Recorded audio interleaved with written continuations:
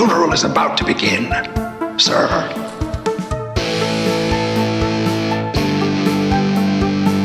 I think we just picked up Dracula. It's got a death curse!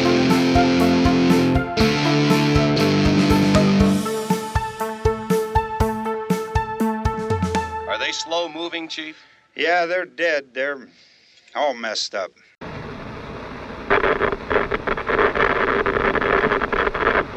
Welcome back to another episode of Never Not Horror. I am Steve Clark. And I am Rich Hansel. And we are back once again for another deep dive movie review. And this is Stephen King September continued to celebrate Stephen King's birthday. We are doing a whole month of episodes about the work of Stephen King. Last deep dive movie review was the first episode of Stephen King September, and we talked about Carrie. That was my pick. Today, it is now Richie's turn to pick a Stephen King adaptation to discuss. What movie of the vast catalog of Stephen King adaptations do you want to hit today? Well, we are going to go way off the beaten path with this one. We are going to go 1997, The Night Flier. All right, The Night Flyer.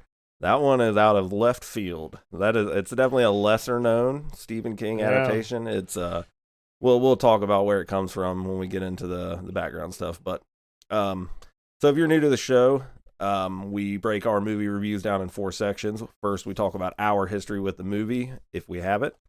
Then we get into some background info, behind the scene, cast and crew, fun facts, sort of things, and then at that point we will get into a full spoiler plot walkthrough. So if you have not seen the movie and you don't want it to be spoiled, that is where you want to take a time out and go watch the movie, and then come back and see what we have to think. And then when we're all finished, we will give our official Never Not Horror Howls rating.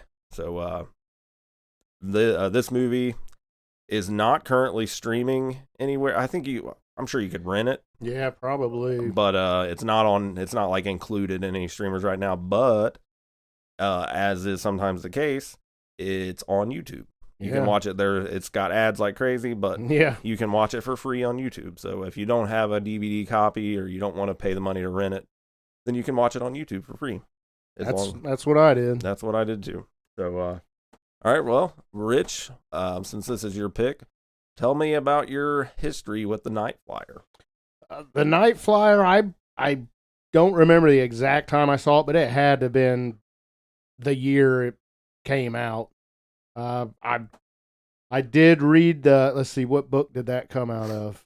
It was Nightmare and Dreamscapes. Dreamscapes. Nightmare and Dreamscapes. Yep. Yeah, I did read it in that. It didn't resonate with me a whole lot. I did like it, but then when the movie came out, I think I reread it and then watched the movie, and I surprisingly liked the movie. I didn't know if I would, but it was on HBO. It never did make a theatrical release, so it's kind of hard to look up at the the budgets and stuff on something like that. But yeah, that was probably the first time I saw it was in 1997.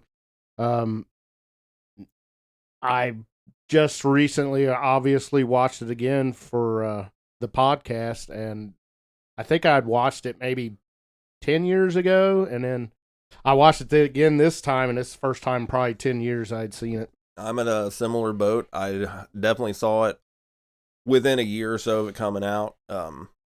We probably rented it from the video store or something, but I definitely saw it early on. And it in my mind, I always lumped this movie in with kind of like there were several lesser known King properties that had movie, like, I wouldn't say Children of the Corn is lesser known, but that kind of movie. It didn't have like the big Hollywood impact. Yeah, giant. like a Pet Cemetery or Misery or something like that. But yeah, I always lumped it, or sometimes they come back as another one like that I would associate Sleepwalkers. Yes, those kind of movies. So I had this kind of tucked with that, and I'd seen it probably 2 or 3 times back in the day. But like you, it had been a very long time. It at least probably closer to 15 or 20 years since I had seen this movie. So it's been a long time, but so yeah, I remember liking it, and that was pretty much it. Like it was one of those movies that I watched it at least once or twice, and I remember enjoying it, and I remembered the highlights of it. I remembered the plot, and I remembered the ending. Yeah. But a lot of the in between stuff, it's just been so long that Right. this was a fun one to do, like something I haven't seen 100 times, and to look at it with fresh perspective and a more critical eye. So I was excited to do this one. And yeah, I don't think I realized when I saw it that it did not have a theatrical release. Okay, I didn't know it was like released on HBO, kind of a made for TV. I didn't know that either. Yeah. I just assumed that. Yeah, I thought it had a theatrical release, and maybe it'd been out 2 or 3 years, and I just stumbled on it one day. Yeah. In 1997, but apparently it was brand new. And I do know when I lived in an apartment down here, and my son was super little, seeing it in the apartment that I lived in, and that would have been by around 97. Yep. All right. So yeah, I mean, as far as the story goes, I don't know that I've ever read the story. Nightmares and Dreamscapes is a huge book. I mean, there's a lot of stories in it, but it's a big one. And I know I've read some of the stories in it, but I don't know. I can't swear that I've actually read the Night Flyer story, but I want to now. Like I'd actually, in prepping for the episode, I wanted to get time to read it, to just refresh. I did get to go back. Did you read it? And read it, and it's good. It's really good. I ran out of time and I didn't get to it, but. And with it being a short story, you know how, like in movies, you usually have to subtract characters and different things. Well, in this, with it being a short story, they actually added characters, and I guess we can touch on that a little bit.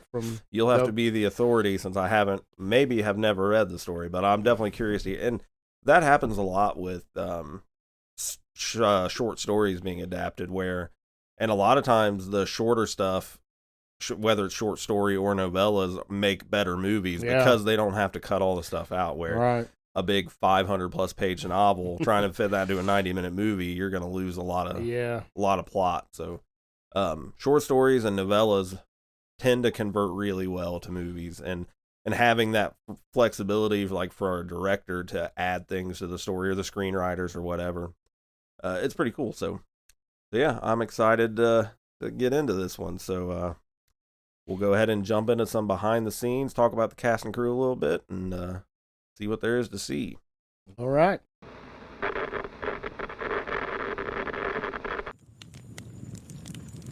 It's time for a history lesson.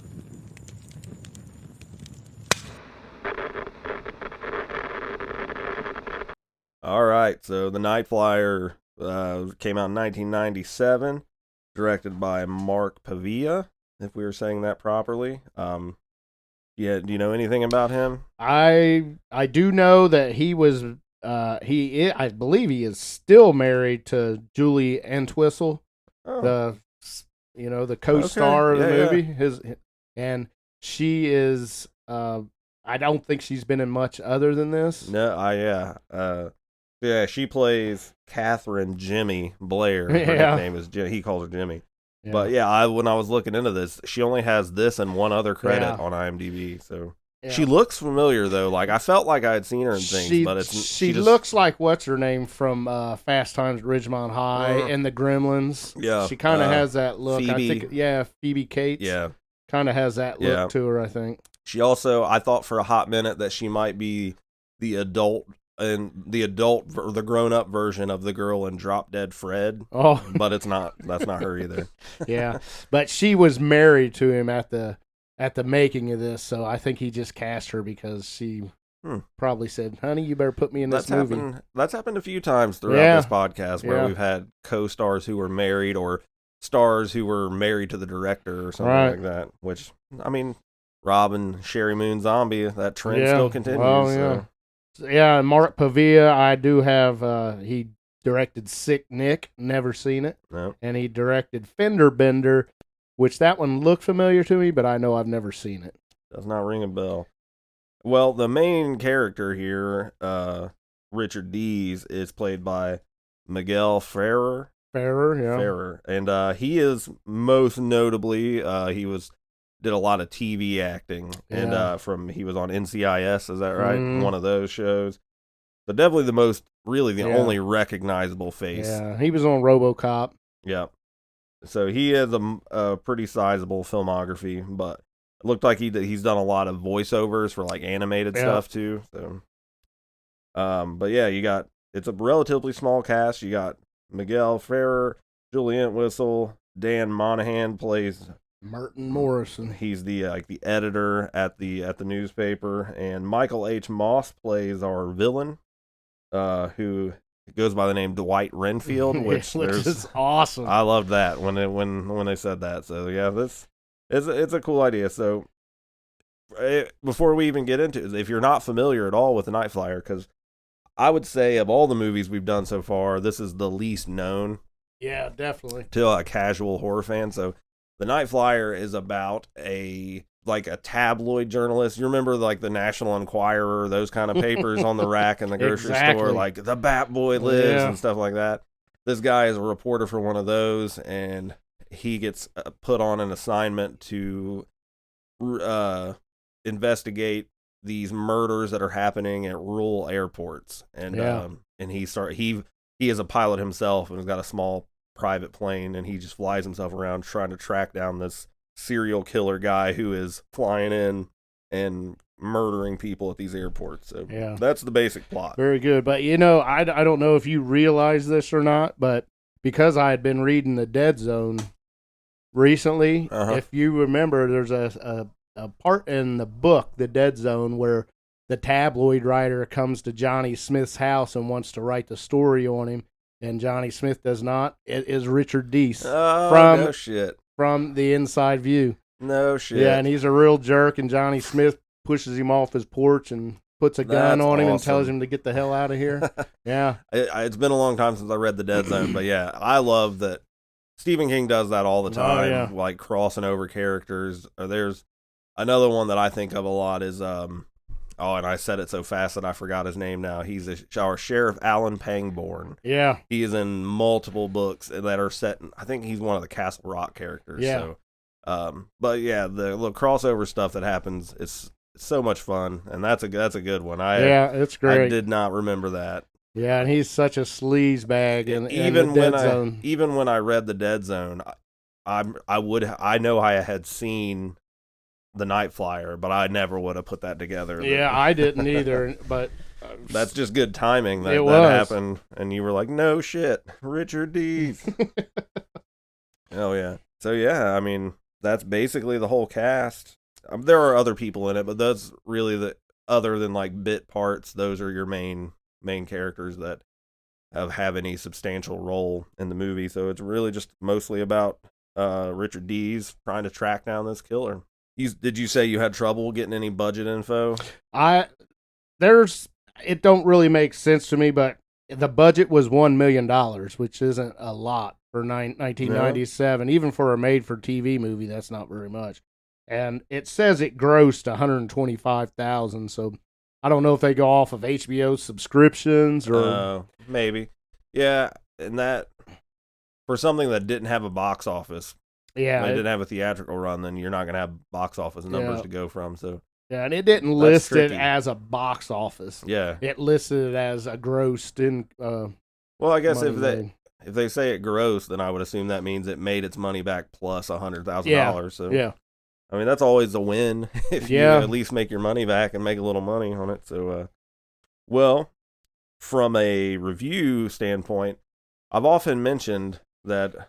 Eventually we were going to get to a movie that did not review well on Rotten Tomatoes. The day has come, Rich. All right. So the Stephen King's The Night Flyer from 1997 on Rotten Tomatoes has a tomato meter critic score of 33%. Wow, that is low. And a popcorn meter of 41%. So a little bit higher. But yeah, so this is definitely, as far as Rotten Tomatoes go, this is our lowest rated movie that we've looked at. And when we get into it, we'll share our feelings if that's justified or not. But but as it stands right now, yeah, to be fair, there's only 6 critic reviews. That's not. I mean, if half of them didn't like it, you're gonna have Right. I'm sure Roger Ebert didn't care for this, but so I've always leaned more towards the fan rating, the popcorn meter on these, and even that's 41. It says it's over 5,000 ratings, so over half the people don't like this movie, but different strokes, different folks, you know. That's right. So we'll see what we think about it, because that's the review that really matters.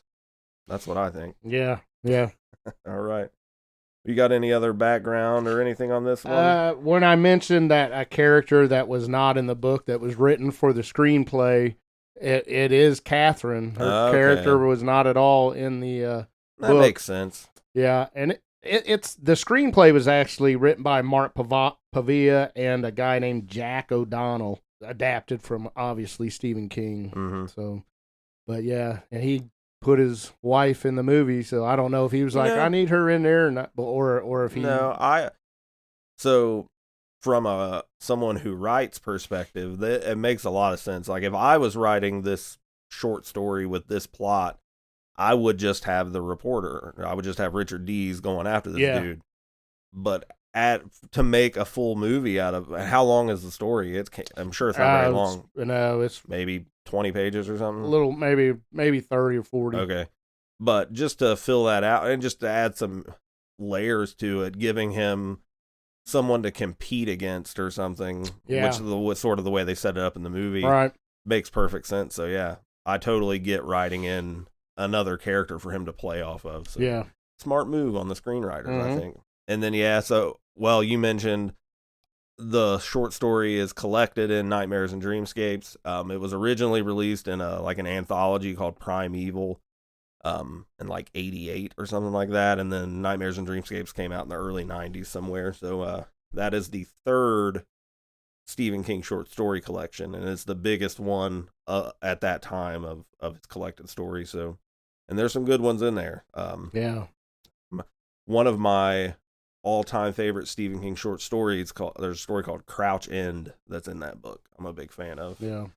But all right, well, without further ado, then we'll get into our plot walkthrough and full spoiler mode for The Night Flyer. So if you haven't seen the movie and you want to get out and before we spoil anything, you can go watch it on YouTube for free, as long as your tolerance for ads is pretty good, and then come back and see what we have to think. So here we go.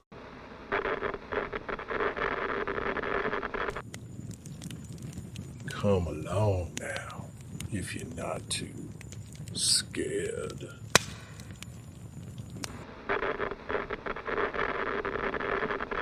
All right, here we go. So, Rich, is your pick. So you do the honors and take us through The Night Flyer. All right, our movie opens with some crackling of a radio, and we are at an airfield, and we have an air traffic controller trying to make contact with an airplane that's sitting in the runway that needs to get out of the way, and the pilot's not responding to him. So the air traffic controller has to physically walk out of it's kind of a makeshift, it's not an air traffic tower. Sure. It's just like a local rural airfield. Yeah. These very, are very small. Like stuff that farmers would use. Yeah, not even a private jet would probably land on here. Well, there's an airplane in there, and he needs to go get it off. So he walks out to the runway. As he's approaching, it's a small single prop plane, all black with red stripes on it. He can't find a pilot, but the door is ajar a little bit. So he pokes his head in there, and you don't see it, but he makes a exclamation like, "Oh, what the hell?" or whatever. I can't remember. He makes a face like something's gross in here. Yeah, suddenly his head's getting smashed with the door. So 3 or 4 times his head smashes inside the door. He falls, and he shines a flashlight up, and when he looks up, you see kind of a silhouette of you can tell it's caped. And you can see the collar popped, but you can't see much other than that. So it is a caped figure. Suddenly, you don't really see what does it, but the air traffic controller's face develops some scratches on his face. Splits open. Yeah, real deep, and he starts bleeding out of it. And then we cut, after that, that's the end of that scene. We cut to a building. and there's a sign that says inside view. And when we get inside, it's, it's the hustle and bustle of a typical, probably newspaper room. Yep. Kind of reminded me of like a Daily Planet. Yeah. And we're introduced to this angry guy. He is pissed off at something. He rips a paper out of a lady's hand, and he's upset about he took some pictures of a dead baby, which seems kind of that's hardcore. Yeah, that's hardcore, and he wants to know why his pictures of his dead baby got cut out of this. So quickly, we're figuring out that this guy is an asshole, just a dirtbag. He's like a cliche, no morals, like scumbag investigator. Yeah. So he's after he's done screaming, the woman tells him that the editor, I guess it would be the editor-in-chief, is the head of a newspaper, and said that he's the one that wanted the pictures cut out and that he should take it up with him. And they kind of have a pretty nasty exchange with each other. You can tell they have no respect for each other. They just work together. So through their dialogue, we find out his name is Deese, Richard Deese. So now we're taken into the editor's office where he's interviewing a new writer. So he's at a desk, and across from him is this young lady, and we find out her name is Catherine. The editor introduces Richard Deese and Catherine. Catherine, she has to get up and leave because he's got business with Richard Deese now. So Richard and this editor, which his name is Merton. Yeah. I think most of the time he's called Morrison. So through their dialogue, we learn that Richard just a sleazy, nasty writer, which we almost come to that assumption already. Yeah. And Morrison shows his next story that he wants Richard to be part of, Richard Deese. And he says there's a plane landing in rural airports. I think there's been 2. Yep. And he's got an assumption that it could be a serial killer, but the real newspapers hasn't picked up on it, and he thinks that this could be a big breakthrough for Deese, and he wants him to take the job. We kind of see, I can't remember if it's exactly now, if it's hinted at now, but we kind of see it more later, is that Richard Deese has sort of fallen from grace a little bit in this company. Yeah. Like he used to be like the front page every time, the cover story every time, and it looks like he's had some bad luck with his stories, so he's trying to find something big to get back on top. Yeah. Right. And we find out that the pilot that is landing at these rural airfields is Dwight Renfield, like we talked about earlier, which is awesome. And if you don't know, Dwight is the first name of Dwight Fry, who played Renfield in Dracula. Yes, and they spell it out in the movie too. Yeah, but they do a good job with it. But as fans of Dracula, that's a treat. That they definitely they obviously paid homage to the original vampire story. Yeah, so you can obviously tell that this pilot is probably your killer by that name, and nobody can find him. It's very unlikely that that's his real name. It's clearly a fake name. But Deese, he does not think that there's a story here. He doesn't like it at all, and he tells him to give it to Catherine. Give it to the new girl. Yeah, give it to he does nickname her Jimmy Olsen, which is pretty funny. And we do find out, is this the scene where we find out about where he says, "Did you tell her about my last co-worker?" You're right. And it kind of goes into explanation that this lady. Well, he doesn't yet. Oh, he doesn't. No, that comes in a little bit. He just mentions that. And the editor's like, of course not. I didn't tell her that. I'm trying to hire her, not scare her off. Right, that's what happens. Morrison also mentions that because Deese has a pilot's license, that this would be perfect for him because he could fly from airport to airport and try to find this guy. But Deese doesn't want nothing to do with it. And he just storms out of the office. You can see that they don't have much of a good working relationship. Yeah. You can imagine that a tabloid newspaper is probably got a lot of sleazy guys in there. Right. And this is no exception. The original argument about them cutting his pictures of a dead baby, the editor tells him, like, try to keep your corpse pictures above age 2 next time. Right. It's like, ugh. All right, so now we see Deese. He leaves the building and he gets in his car, drives away, and then we see that Catherine is following him. Mm-hmm.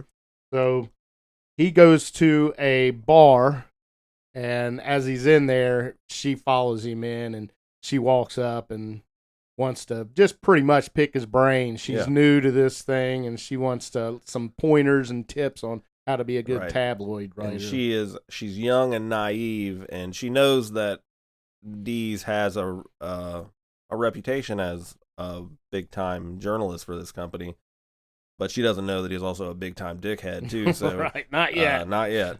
But so it's like she's hoping for a mentor situation where this guy can help her come up through the game. Yeah, and she does mention that Morrison gave her the story about the Dwight Renfield thing, and she wants to see what he says about that.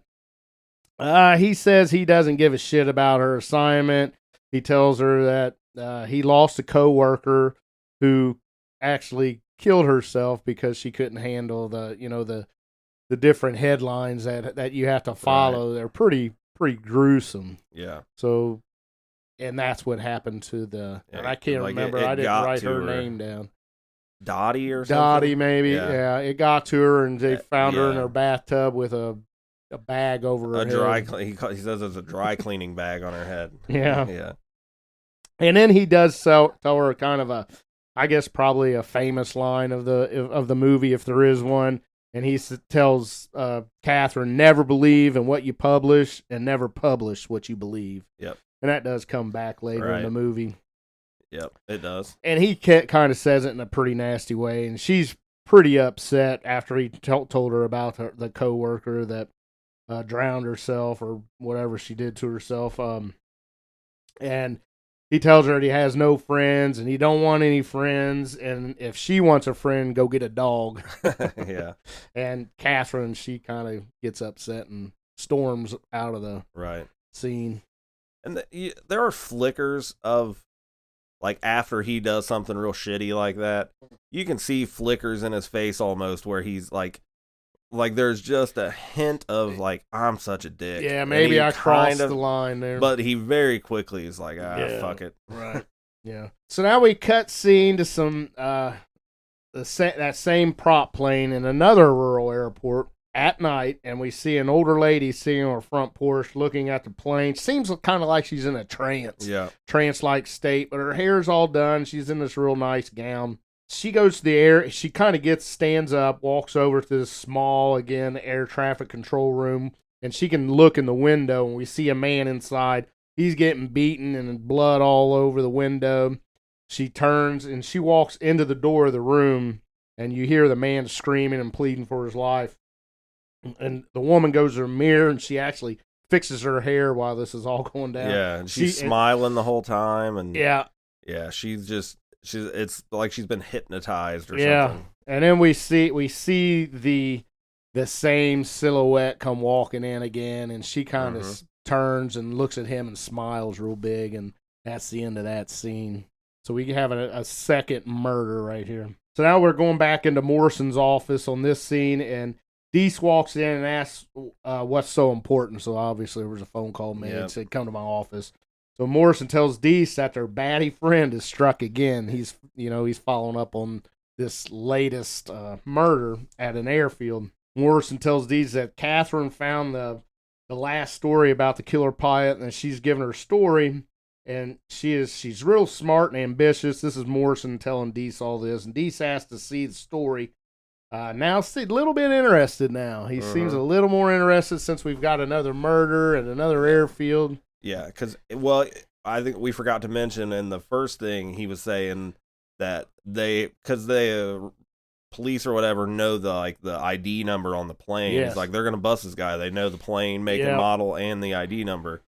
So there's no way he's going to get away with it, but then he gets away with it again. Yeah. So now he's intrigued. Yeah, now he's, ooh, man. He does now want the story, but Morrison kind of mockingly says, hey, just tell me you were wrong about this, and I'll give you the story. Right. So he does. He says, well, I was wrong, and I'll take the story. So he shows him the story, that the print of the paper that's getting ready to come out, and he actually had two made. You assume one says Catherine Blair, on the hunt for he doesn't have a nickname yet, Dwight Renfield. Right. And then he has another one which he shows him, and it says Richard Deese on the case. Right, with his picture. Yeah, with his picture, and Deese kind of smiles at him and tells him, "Run it, run the paper. Right. I'm going to do it." So now Morrison, right outside the office room, you can see Catherine out there. Morrison calls her in and tells her that she's off the case, and she's pretty pissed off about it. So now we got a little bit of competition we can see brewing here. She's really upset that he didn't want it. Now all of a sudden he does, and he gets it. You got the young and hungry rookie against the entitled veteran. Right. So now we see a plane landing at another small airfield, and we see it's Deese. So this is Richard Deese in his plane. He sees a mechanic in this small airfield, and he goes up and wants to interview this guy about what had happened. And this is from the first murder, not the most recent murder. So he went to the first airfield where the first murder happened. He's interviewing this kind of hillbilly old man, mechanic guy. Yeah. Yeah, and he tells the story, and when he does, we kind of get a flashback scene of what actually happened to the guy that got his head bashed in the airplane, if you remember that, the airplane cockpit door. So we see through this flashback scene, we see the killer walking towards the control room, and he said that the killer had a cloak on, and this is kind of another kind of funny line in the movie, I thought. And he said that the inside, he had a cloak on, and the inside of the cloak was as red as a fire engine and as black as a woodchuck's asshole. Yeah. So I thought that was pretty funny. Coming from this old hillbilly man, Yeah. It was pretty good.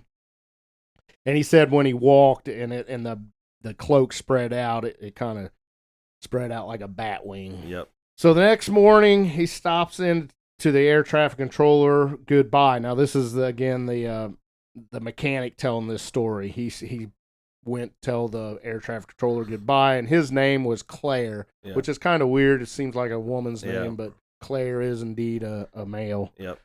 And he said he was acting really weird, and he was over washing this black plane, and he didn't understand. This is really you don't get free car or airplane washes. When you land in the here. flashbacks, he's like, "Is this a new service we're doing?" Yeah, and he's kind of in a trance too, in this little trance state, just like the old woman from before. He's just got this weird happiness on his face, and he's just like staring off into nothing with this goofy smile. Happy to be washing this plane. And he does tell this mechanic that the guy's name was Dwight Renfield. After this little talk with about the mechanic, then we see the controller dead with his head nearly ripped off. Special effects are pretty good, I think. His throat's like ripped out, I guess. Yeah, it's like it's holding on by the back of his neck, basically. Yeah. Like everything, his head is laying on his shoulder blades, pretty much. Not a lot of special effects, but I thought they was pretty good. Yeah, everything. It's all practical and it all looks good. Yeah. So the mechanic tells Deese that he never saw the killer. He didn't see him leave the airfield at all. So he must be around the area that whole time, and he never saw a car come pick him up. His plane never left. There wasn't a limo that come pick him up. Yep. So he must have stayed in the area and probably in the plane. And he did say that there was one other thing that he noticed, and it was a pile of dirt under the plane. Mm-hmm. So, and it had like worms and maggots in it. After the mechanic tells his story, he tells Deese to be careful. If you're looking for this guy, be careful because he is not human. So you kind of get a little scare right there about how sinister this killer is. So later that night, we see Deese driving to a cemetery. He's poking around with a flashlight, and he finds that that guy named Claire that was murdered, had his throat ripped out, his grave, his grave site. And he wants to get pictures of it, and he's just an asshole. Yeah. So there's a perfectly fine stone that he could take a picture of, but it doesn't look scary enough. So he kind of starts kicking it and gets it so it's crooked now. There's a fresh vase of flowers there. Yeah. and he throws that away and grabs dead flowers from a different grave. Puts on there, knocks the stone crooked, and then he actually cuts his finger so he can get blood on the Even stone. before that, he's looking at it, he says, "Not scary enough, Claire." Yeah. So he cuts his own finger and puts blood on the stone. When he touches it, he gets kind of a vision. Yep. And you don't really know what it is, but it is a man's face. Uh-huh. And then all of a sudden, a plane flies over. Yeah. That black Cessna. Yeah. When he stands up, somebody's behind him, and it's the caretaker of the cemetery, and it startles Deese, and he says, "What the hell are you doing here? And why'd you do this to the stone?" And he says, "Well, I didn't do it. The guy that did it run that way," trying to get him off his tail. But he obviously that caretaker doesn't believe him, and he tells him to get the hell out of his cemetery. And Deese gets his picture. He snaps it real quick, and then he exits scene. So now we're back in Deese's hotel room where he's staying for the night, and he's sleeping. He's dreaming, but we don't know it yet. Yeah, we don't. It's one of those fake dream scenes. But the killer comes into his room, and when he wakens from the dream, there's nobody there. He does wake up, and we learn that he was dreaming. There's nobody there, but there is blood. He finds blood on the window, and it's written. It says "Stay away." Yeah. In blood. Right. So he thinks it's just the caretaker at the cemetery got pissed off at him because he kicked the stone and stuff. So he thinks it was that guy, and he doesn't believe this killer's after him. Right. How could he know? Yeah. Right. So now we're back at the newsroom. We see Catherine looking at some of Deese's framed headlines. Did you remember this scene? Yep. And if you look at them, if you got a big enough TV, you can look at them, and they are actual Stephen King stories. No, like Children of the Corn. It doesn't say Children of the Corn, but it says youth in a local town is killing off. So there's like 3 or 4. So I was watching it on my phone actually, and you couldn't see it on your phone, but if you watch it on a big screen, you can that's awesome. Read those headlines, and it all makes sense to you. Like, oh, that's from this story, that's from that story. I have to go it's back pretty cool. and look at it. I like it and read them all. Yeah, giving kind of homage to some of Stephen King's work. And all these headlines are pretty nasty and gory. Obviously, it's Stephen King stuff. Yeah. Now we see Deese goes to the morgue, and he wants to see the body of Claire. Was it Claire? Or was it the? I think it was the guy from the beginning. Yeah. The opening scene. Okay. Who's looking at the plane and gets murdered. Right. Yeah. So he wants to, and he wants a picture of the body for the paper, Right. and that's why he's there. When the mortician pulls the sheet back, his eyes do pop open, and the mortician says, "Oh, the damn glue." And I don't know if that had any significance. To me, it didn't. I don't think so. It seems like maybe it was something. Maybe they cut a scene out of something that just. Or maybe it was supposed to be a jump scare kind of thing. Maybe that's all it was, a jump scare. But as far as I know, it was just really the glue that made his eyes pop open. And I don't think they explicitly lay it out, or maybe I missed it, but it's insinuated that Deese has paid the mortician to let him come in and take a picture, because that's not standard procedure. They're not going to just let somebody take dead body pictures. Yeah, so we do see that it is the guy from the opening scene of the movie laying on the gurney there. And besides the cuts on his face, he has puncture wounds on each side of his throat, left and side of it. Probably quarter-size punctures, not little bitty tiny punctures. No, these are not your little incisor teeth. Or they're big punctures, kind of like where Frankenstein's electrodes would have been, about like that. Yeah. So now we go back to Deese's hotel room. Deese is listening to a recording of his interview with the mechanic, and during that interview, the mechanic says, "So I saw you had a night flyer last night," talking to the... You sound like you're from Maine. And as he kind of rewinds it and plays it again, rewinds it, plays it again, and he's like, "Oh, Night Flyer." Yeah. So now we got our nickname. Right. And Jack the Ripper. Yeah, and Deese the smiles. Night Flyer. Yeah, smiles real big. because he knows that's the name of a serial killer for the headline. Mm-hmm. So Deese calls Morrison to tell him what he's found out so far. And Morrison says that he's going to have one hell of a story for next week. Deese says it won't be ready for next week. I'm not ready to give it to you. And Morrison's pretty pissed off about this. He wants something for next week, and Deese says it's not. It's not going to be ready. I need more time. So they kind of hang up on each other and cuss each other out a little bit. And Morrison goes straight to Catherine's office, and he tells her that he's putting her back on the case if she wants it, and if she can get it quicker than Deese, it's going to be great for her. So Catherine agrees to take the case again. So yeah, well, and it's a kind of a cool scene.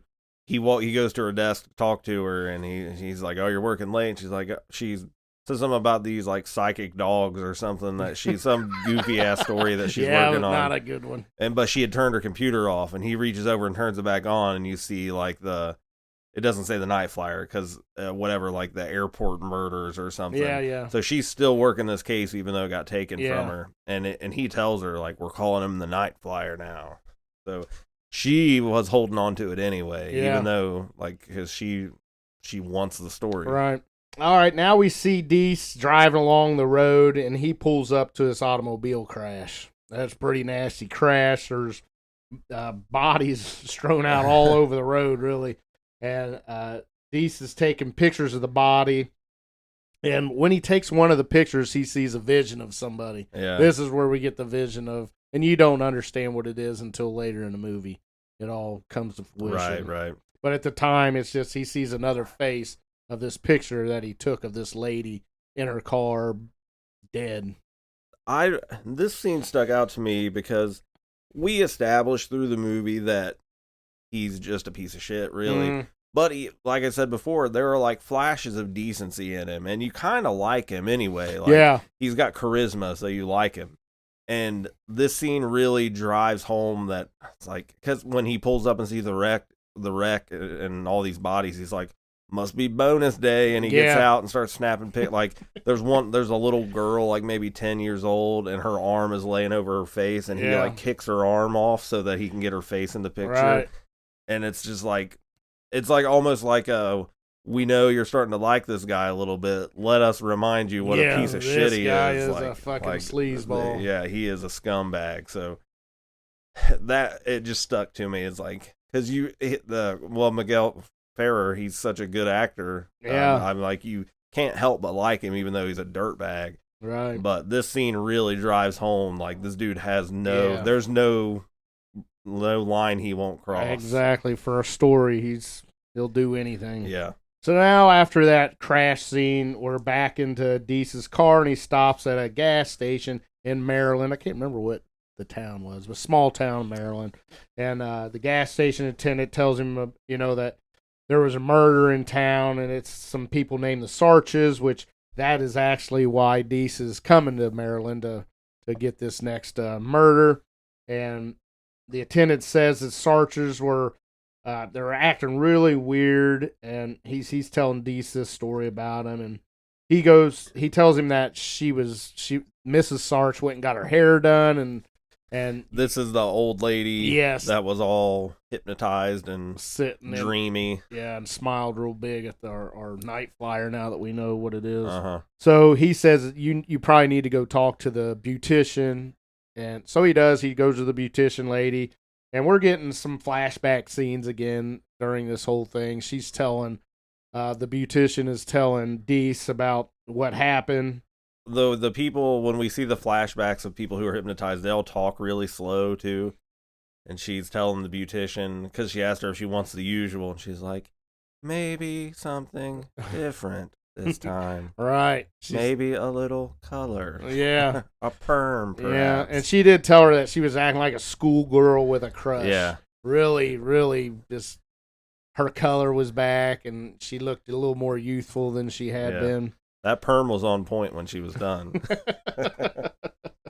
So now we go to Deese posing as an FBI agent, interviewing a local police officer, and the police officer's like, man, I hope you FBI guys can get him because we really need help. And Deese, of course, he's got the fake ID, and he says, I'm with the FBI. And so this cop is open to tell him anything. And he tells him that Mr. Sarch's head was pretty much ripped off. Well, it was ripped off, and his head was sitting on a table across the room. And Mrs. Sarch's body was laid down in her bed, kind of looked like it. And during this, we're getting the flashback scene. We're seeing this scene at the crime scene, and the police going through and what they actually found. And she's laid out on the bed like it looks like a funeral home. She's kind of got her hands crossed and hair's all nice. There was a funny part there because before they talk about her, they talk about the husband, and I laughed out loud watching it because he's talking about like how they find his body and stuff, and he's like, and there was something else missing, and Dee says, "Yeah, what's that?" And he's like, the head. Yeah. The head is over on on a shelf in the corner. Yeah. But the way he tees it up, there's something else that was missing. Right. It's pretty funny. And he does say that both bodies were completely drained of blood, but there was hardly any blood at all at the crime scene. They talk about how like the big puncture holes in the neck and it's like how did he siphon out the blood, which is what must have happened, and not spill any so that. I mean, obviously, a law officer is not going vampire here. They're thinking some weirdo is somehow siphoning the blood out of the body. Yeah.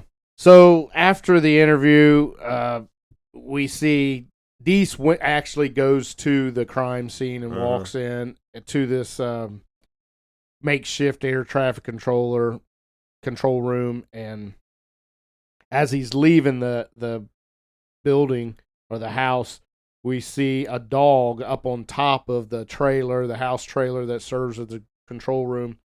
And there's this dog growling at him, and it comes down off of the roof. And you can see that the Sarches made it so the dog could go on the roof. Hay bales beside the trailer. So he could climb like up a there. Staircase. When he gets to his car and slams the door, the dog's not behind him anymore. It's still up on the roof. Right? Yeah, right. Yeah, like it follows him to the edge, and then he takes off running. Well, he takes a picture of it, and then he takes off running, and it runs down the steps after him.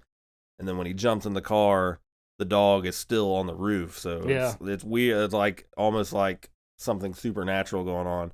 And then when he pulls away, the camera goes back, and you don't see the dog at all. So it makes you wonder what's happening. Like, is he starting to hallucinate things? Like, is this because he's getting closer to the night flyer? Is there some sort of mental effect to it? So, okay, yeah. So now we cut scene, and we're in a tavern now again, and he's drinking beer, and the bartender brings down Bloody Mary and sets it in front of him, and he says, "What's this? I didn't order this." He said, "Your friend over there did." And when they both look, there's nobody there. Yep. When he gets the Bloody Mary, he kind of lifts it up, and there's a napkin under the glass, and it says "Stop Now" written on the napkin. In presumably blood. Yeah. It's red. Right. So Deese gets pissed off, and he jumps up and runs out the door to see if he can find whoever this guy was that bought him the Bloody Mary and put the message on the napkin. And as he walks out, there's a plane flying over, getting away, and he just says, "Fuck you, Dwight, I'm not stopping, fuck you." Screams at him. So we can see he's not leaving this story at all. He's going to go to the end of it. Yeah. He's in. So now back at the hotel, Dee sees Catherine, who has a room at the hotel also. So this gets teased. We missed a spot where he calls and checks in with the editor guy. Oh, yeah. And he's telling him where he's staying and stuff. And so you see the editor hang up with him, and then he switches lines, and Catherine's on the other line. He's like, "Sorry to make you hold." And he says, "Where are you staying?" And she says the same motel that he was staying at. And after he hangs her, he's like, "Oh, I hear it's very nice." And then he hangs up. And then he's like, I think he says like, "I love this job sometimes." And he starts doing like a mad scientist cackle, like for a little bit too long. Right, So he enjoys seeing these two. You know, they're gonna be mad at each other. They have to cross paths here shortly. And he's kind of, rubbing his hands together. So back at the hotel, he sees her there, and he's like, "Oh, fuck."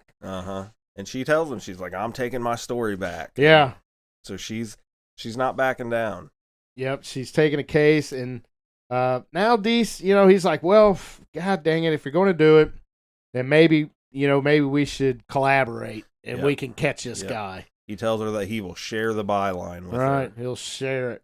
And so now we get them working together. We've got Catherine and Deese working together, and we go through this little scene where they're making phone calls, and they're really getting down to business They're together. calling like all the little rural airports that are in the vicinity, that he could potentially be going to next. Yep. So now Deese, he gets a lead that the Night Flyer may fly out to Wilmington Airport next, and Catherine, she says no, it's outside of his MO. It's too large of an airport for Renfield. He likes these rural ones. And Deese, he calls the airport worker. He says, well, just let me call. So he calls the airport. When he asks if there's a plane, and the guy actually says yes. And then he says, it's Dwight Renfield. And now all of a sudden this air through the phone. Like there's a long pause. Yeah. And then he's like, no. And then he just hangs up. Doesn't say anything else. Acted really weird, like he probably is there, but he's covering up for something. Which we assume now at this point that he is probably in a trance state. Right. He's hypnotized. From the Night Flyer. So Catherine and Deese pick up on the weirdness of the controller guy at the Wilmington Airport, and they're going to follow this lead. So Deese tricks Catherine. This is a pretty good scene. He kind of ties her up. And he tells her to go get her stuff because they got to go there. We got to go. We're going now. And when she does, he grabs her and throws her in a closet and locks the closet door. Yep. He just used her. I think they film it well because she comes back to the room and he's not in there. Yeah. And like the closet doors are open. And it looks like he's just packed up and ran out and he left her. Yeah. And you're thinking like, oh, that son of a bitch pulled one over on her. But then he pops up behind her and throws a blanket over her head and shoves her in the closet. So it's even worse than what you initially suspect. Like, not only is he double crossing her, but he's going to lock her in a closet too. Again, another one just where they over and over re-emphasize what a piece of shit he is. That scene where he's interviewing the hair salon lady that did the old lady's hair. And she's telling the story, and at the end, she starts crying because that was her friend, and he's like, can you look at me for a second? Yeah. And she looks at him, and he takes her picture while she's crying. It's like, you asshole. He is an asshole. And he does play a really good asshole. He does.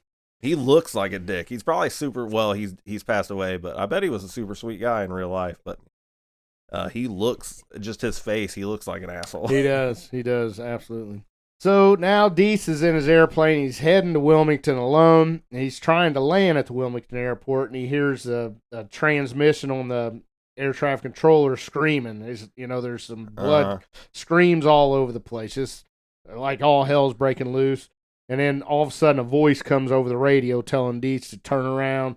I don't want you here. Deese says, fuck you, Dwight. And he lands anyway. So now we're getting close to a showdown here. Yep. So when Deese lands, he finds that same black airplane, the single prop Vespa. Was it a Vespa? Is that what it's called? Cessna. A Vespa is like a scooter. Cessna. I'm not up on my airplane lingo. I'm looking for someone on black Vespa. That's the Night Flyer too. Yeah. So he lands anyways, and then when he does land, he sees the black airplane, and the dirt is back underneath the belly of the plane, and he knows he's caught up with Renfield.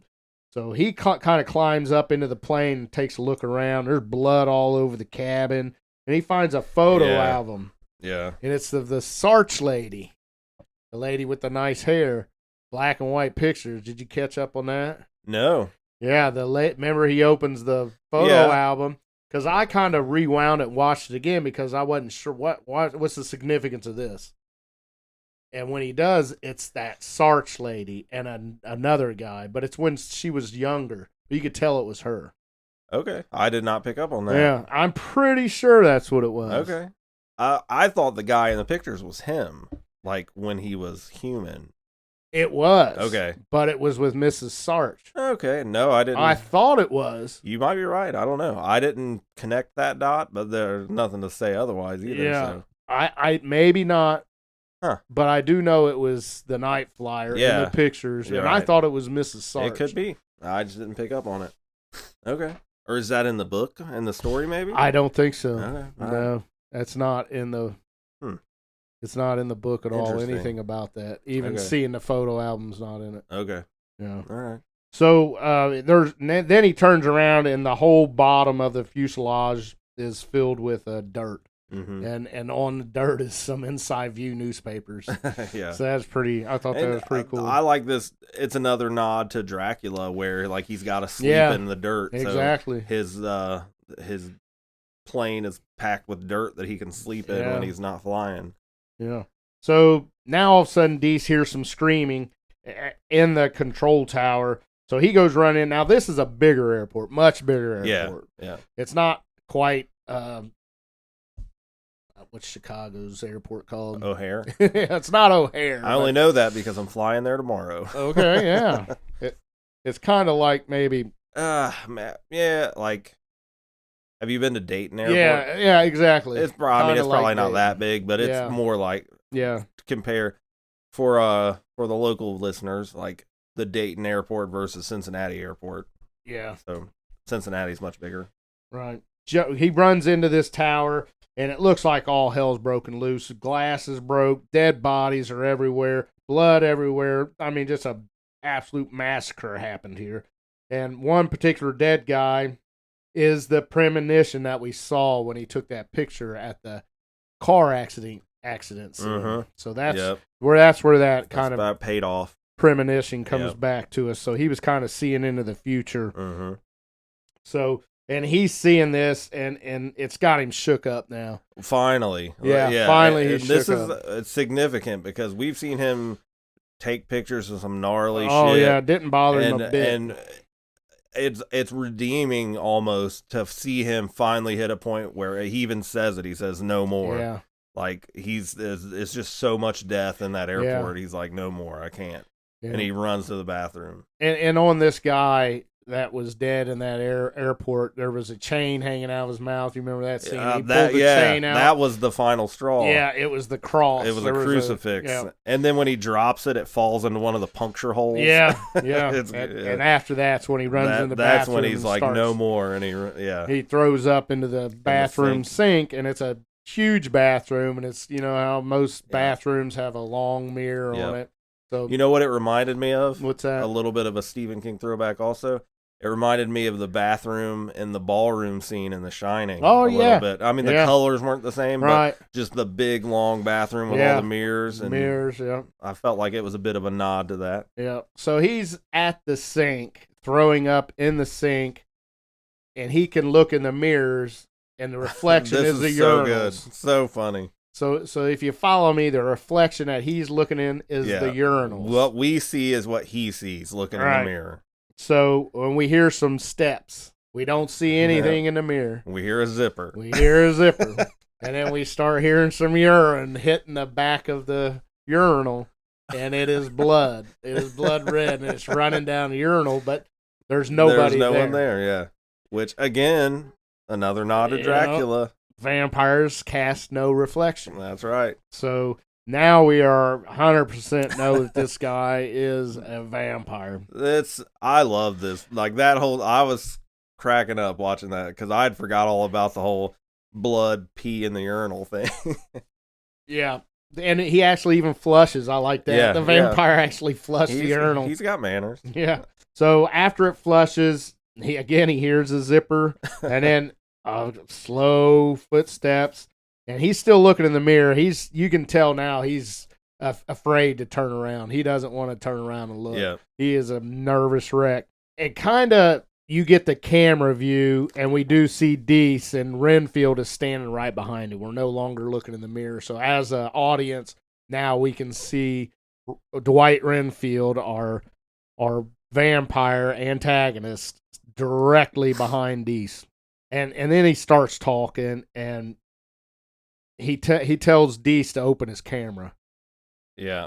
He tells him that you can't publish my story. Yep. Calls him my would-be biographer. Yeah. And Yeah, he's got a pretty sinister voice. Yeah, he makes him open the camera Yeah. and he pulls the film out. He tells him if he doesn't open it, he'll open it for him. Mhm. And so he does, and when he does, he reaches in and pulls it out. But he's still looking in the mirror.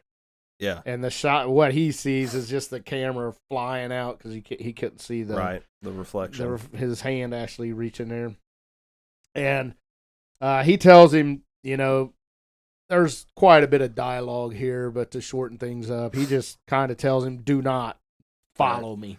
Do not follow me." He tells him he's not going to kill him. He's like, "Don't fear for your life." It's like we are of the same. Yeah, cloth, we're both kinda, pretty like, much assholes, right? Like we like follow the blood and kind of thing. Yeah, and now Renfield, he kind of turns, walks away, and as he's walking away, finally he turns around.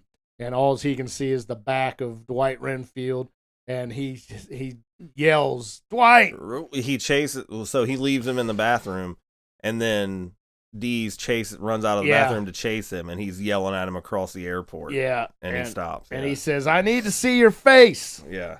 So when he does, Renfield, he turns around, walks towards Dees, and when he gets right up on Dees, we get an awesome look at this guy, and his fangs are monstrous. He's it's awesome. I love it because it's a total twist on vampire It's things. not like the canines are not long. He's got like spikes in the middle on the top and bottom. And bottom, and that's how he was able to bite somebody's neck or the puncture wounds on each side. It's like he's like turning sideways and chomping you got a big spike tooth coming in both sides. I thought they did an awesome The job. effects are great. It looks like a bat kind of. Yeah. Like it's gnarly. I mean, all practice.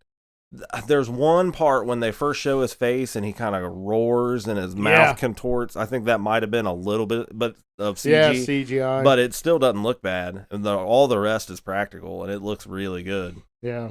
After he does the growling or the hollering scene, then he pulls his wrist up and he cuts his own wrist and he shoves it into Deese's mouth and has Deese suck his blood.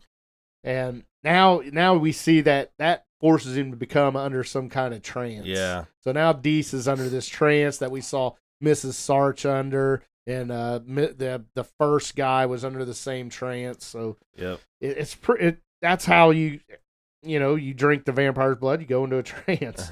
So under this trance, he tells him like you wanted to see hell, and now you will.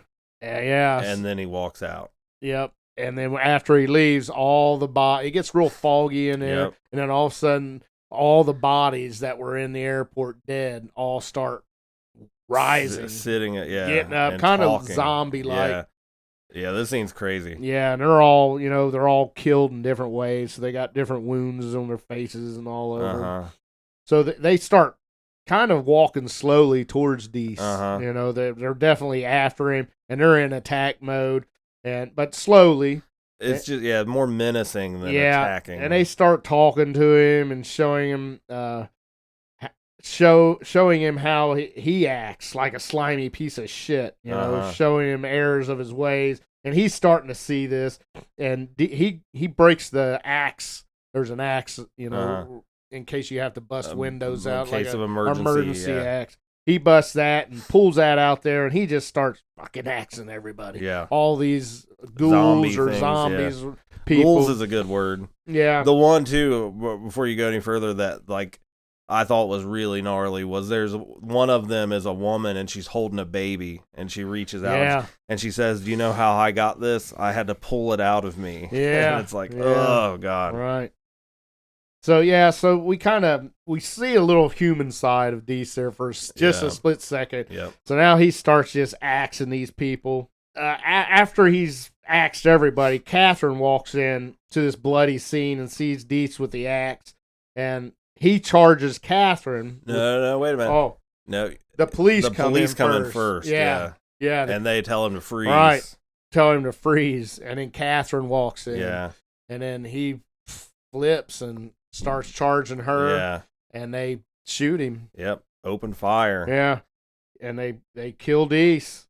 And then we go to outside the Night Flyer, and we get to see his human form. And this is when we see him as he was in the Right. photo album. Right. And maybe it wasn't Mrs. Sarch in there, but I'm gonna have to look at that again Yeah. because it looks just like her. It could be. But I thought the whole point was him coming back to get his wife or something. But her body was still there at the scene. Yeah. It's not like it He disappeared drained her or just like anything. everybody else. Yeah, so, so maybe not. Maybe I Yeah. was just making something that wasn't there. You added a subplot. Yeah. Yeah. So yeah, and Jimmy, Catherine, she's looking out the window and she sees the Night Flyer going and getting in his plane. And Yeah. You know, and I wondered too, if he can turn back to his normal appearance, I'd probably stay that way myself. Yeah, I know. Because he's pretty ugly the other way. Yeah. But I don't know, maybe it takes some work or something Yeah. to look like his human self. Yeah.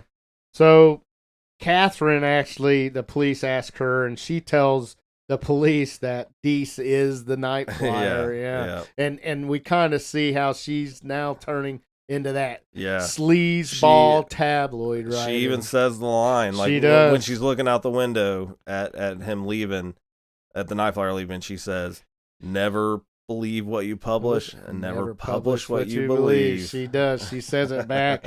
And then we get to see her headline, and it's her picture, not Richard Deese's. It's kind of the future of the headline, and it says Night Flyer defanged. And it's got a picture of Richard Deese on it. The Night Flyer defanged. I love it. And the scene closes out, and we close in on her face, and that's it. The end. There you go. That's the Night Flyer. Yeah. And that ending was so good, and without that character, that you couldn't have Catherine, that. you couldn't have that awesome ending. Right. And that makes me even more anxious to read the story again to see how this book ends because she's a driving part of the movie ending and she's not in the story. So I'm curious to see what that is again. So but I love that ending. I do too. They nailed the ending. They did a great job with it. All right. Well, before we go any further with what we think, we will go ahead and officially transition. So sit tight, and we will get into our Never Not Horror Howl ratings and review.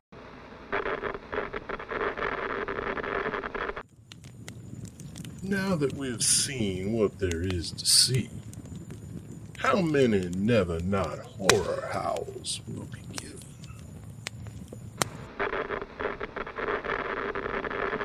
All right, so Rich, this was your picks. I'll let you do the honors here again. What is your review and rating for the Night Flyer? I've absolutely love how the film comes full circle. You know, we start with a sleazeball tabloid writer, and we end up with a sleazeball tabloid writer, which is another character. It's not even the same person. I absolutely love that. And you know, when I was watching it, all except for the end, I was like, I wish they wouldn't have wrote her in here. But then when it got to the end, you're like, oh yeah, you gotta have it. Like we mentioned, you would not have that ending without her. Yeah. And that ending was a lot better than the book's ending. But I don't know. I liked him in the book. Just it was more felt like a cop and robber, tale, and he was a dirtbag in a book, but he was definitely the protagonist. And Dwight Renfield was definitely the antagonist. And in this, it kind of blurs the lines. Yeah, blurs the line more. Don't get me wrong, he was a dirtbag in the book. And a lot of the things that he did in this movie, he did in the book. Yeah. Different things like that. But, yeah. So, like I said, at first I didn't like her in it. But by the end, I was like, oh, yeah, you had to have her in it for that ending. I honestly believe watching this movie, and I try to think, and I know we've got Tom Hanks and some Stephen King and, Kathy Bates playing Annie Wilkes and the different Jack Nicholson playing Sissy Spacek. Yeah. I feel, I'm not saying he's the best, but if there was ever a perfect casting of a Stephen King character, this guy was you could not have found a better guy to play. 100%. Could never have found somebody to play Richard Deese like Miguel Ferrer did. I mean, unbelievable job. I absolutely loved it. it just plays such a good dirtbag. And one thing that holds it way, way back for me is the score. The musical score is definitely I noticed made that too. for TV. It feels very TV. It would almost be better without a score. Yeah. It was just so bad. Yep. If they could have, doubled their budget and made it a $2 million budget, this movie, I think, easily could have been a theatrical release. Yeah. Easily. Yeah. And been a pretty good movie. I mean, it was still good, but I mean, you're limited when you got a small budget Sure. like that. It definitely. I noticed that too. Yeah. I'm surprised at how much I enjoyed it. Now, is it a great movie? Probably not. Not a great movie. The story's there. I think the acting's there. Not everybody, but that Miguel Ferreira is just unbelievable in it. He does a good job. Yeah. The rest of the cast is okay at best. But, I enjoyed watching it. Yeah. And I watched it a couple times for this podcast. Laughed when I needed to laugh. Was scared when I needed to be scared. So it was all there. But you could tell it was made for TV. Yep. I struggled with giving this one how many howls I was going to give it. Yep. And I have one wrote down, and I think I'm going to change it by a half a point. Okay. So I have wrote down a 3. I think I'm going to give it a 2.5. 2.5 out of 5 howls. All right. I think with a larger budget, this could have easily been a 3.5. Yeah. Easily been a 3.5. Mm-hmm. But yeah, that's it. 2.5 out of 5. I did like it. Don't get me wrong. Yeah. I'm not. I probably won't watch it again and for a long, long, long time. It's not one I'm going to rewatch all the time. Yeah. But I think he does just an amazing job playing Richard Deese. Just good. Wow. All right. So that's your lowest rated. That's my movie. lowest That's rated.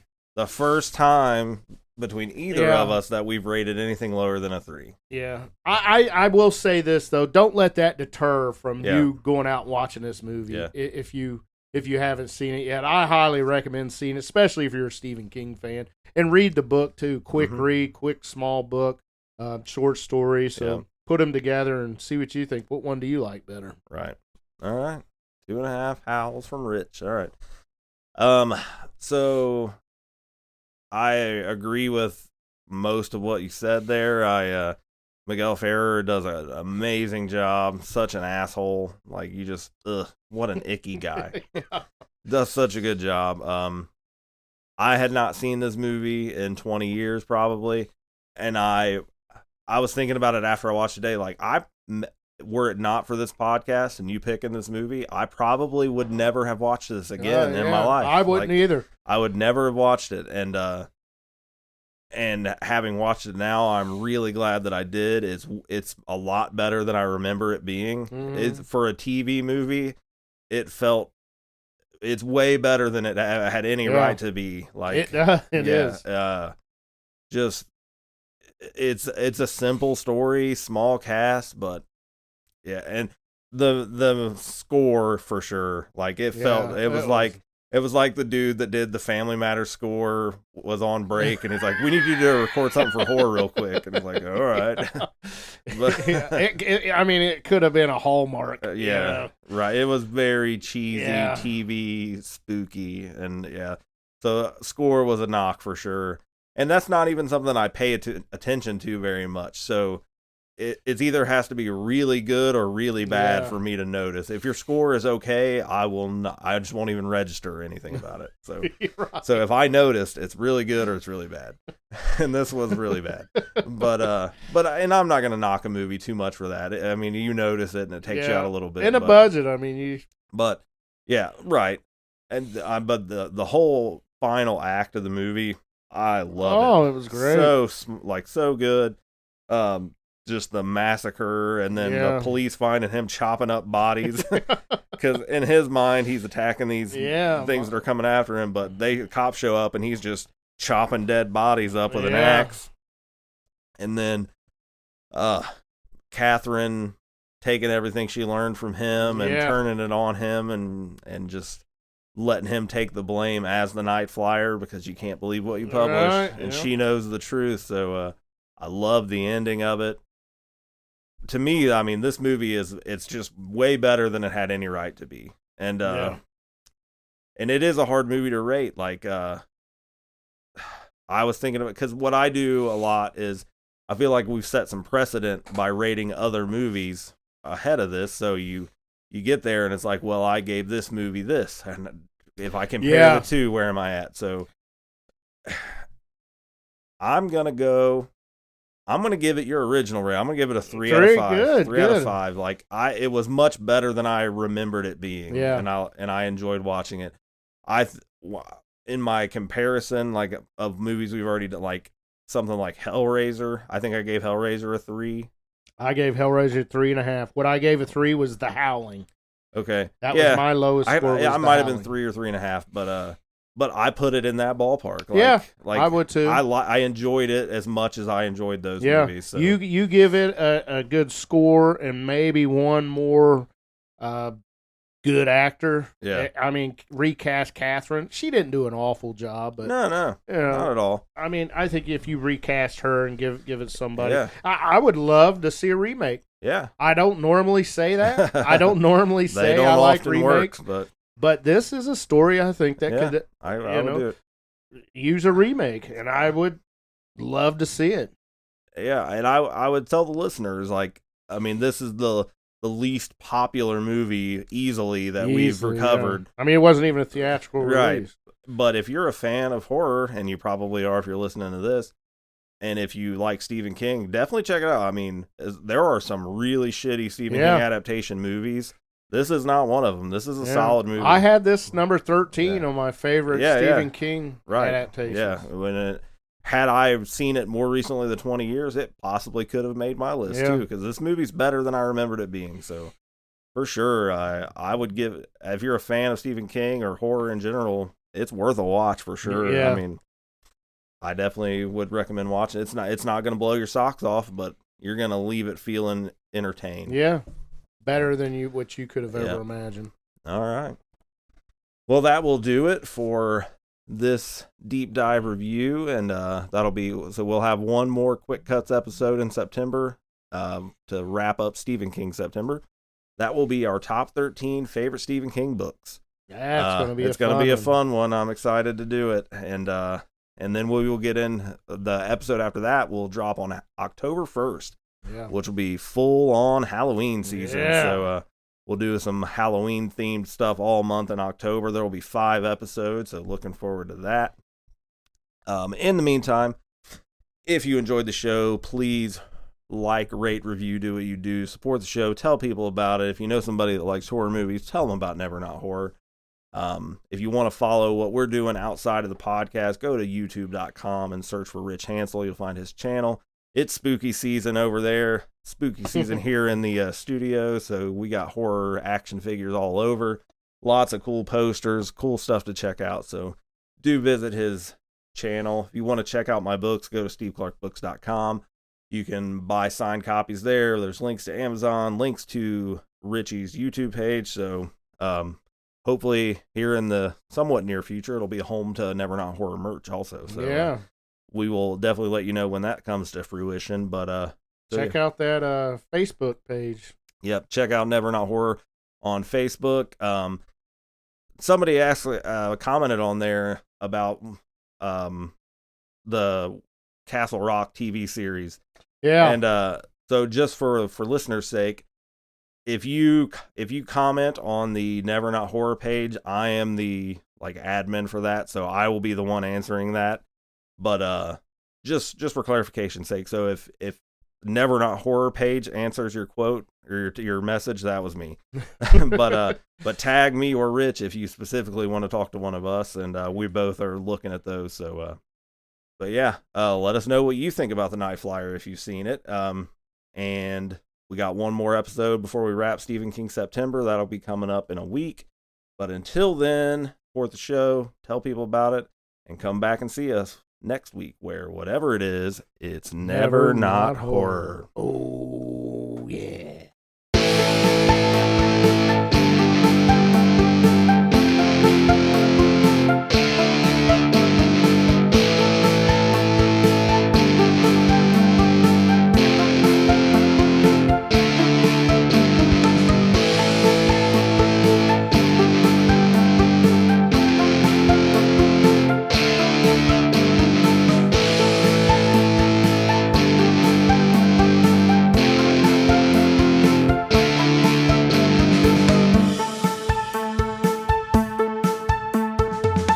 slow moving, Chief? Yeah, they're dead. They're all messed up.